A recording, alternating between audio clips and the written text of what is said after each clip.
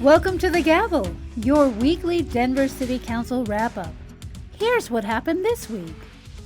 On Monday, June 26th, City Council voted to designate the La Raza Park Historic District as a district for preservation. The park, located in Council District 1, was the first municipally owned park in the city. City planners focused on the park's Latino historical context as rationale for the designation. During the process, it was found that the park has direct associations with historical events and social movements, represents an established and familiar feature of the neighborhood, and has physical attributes that is a neighborhood source of pride or cultural understanding. This application is unique because it recognized the need to look beyond traditional media sources when seeking to document the historical connections and events for Chicanos and other people of color. Our stories are not in mainstream media. What one finds when you Google La Raza Park are agitators, anarchists, disruptors. But all we were doing were fighting for rights, fighting for civil rights, fighting to desegregate our schools, to desegregate our institutions. We learned a lot. We learned a lot about my community. We learned a lot about resilience. We learned what Denver used to be, and we learned where Denver came from. Stay tuned to the City and County of Denver's Elevating Denver social media pages for a deeper look into the historic designation. Also on June 26th, City Council approved a bill to rezone a property located at 1465 Knox Court in Council District 3. The rezoning takes the existing 3-story row home zoning into a 4-story Main Street building.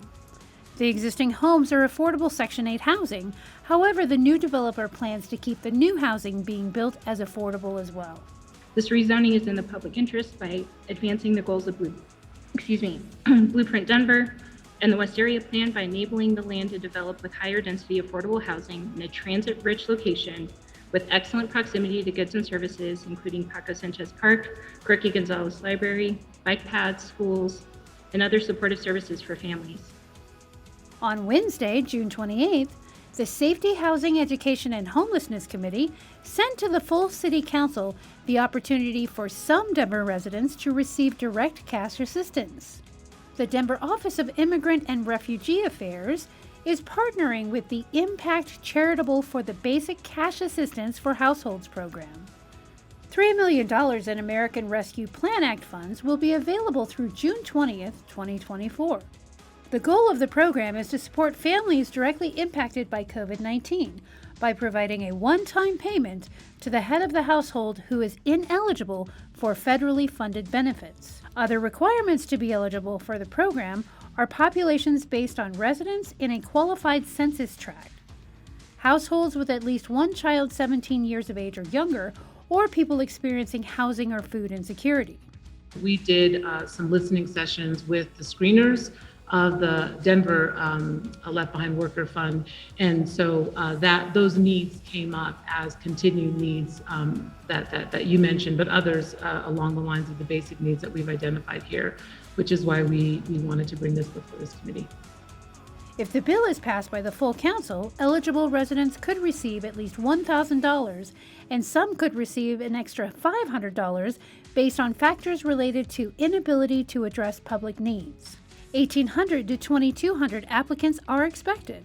We know that we still have a lot of families that are struggling or dealing with a medical ailment from earlier long COVID, and I think the impacts, though some parts of our city have been able to bounce back really well, others are having a harder time. So I appreciate you making sure that this got delivered. Also this week, on June 27th, the Finance and Governance Committee sent to the full City Council a request for the transfer of $2.3 million from the Parks, Trails, and Open Space Fund to support the acquisition of approximately 3 acres of land to be used as a future site of a Denver Parks and Recreation maintenance facility. On June 28th, the Business Arts, Workforce, and Aviation Committee sent to the full City Council an amended contract, adding $600,000 in American Rescue Plan Act funds to continue providing businesses located in neighborhoods identified for neighborhood equity and stabilization with one-on-one navigation assistance, connecting them with city and partner business resources to aid in their economic recovery. The Denver City Council and all committees will not meet the week of July 3rd due to the Independence Day holiday. The City Council and committees will resume the week of July 10th. Want more info on City Council, including weekly schedules and agendas? Visit denvergov.org/City Council. Denver City Council meets every Monday at 3:30 at the City and County Building Council Chambers, or tune in live on Denver 8 or Zoom. Be sure to follow us on Twitter, Facebook, and YouTube for Denver news, events, and information.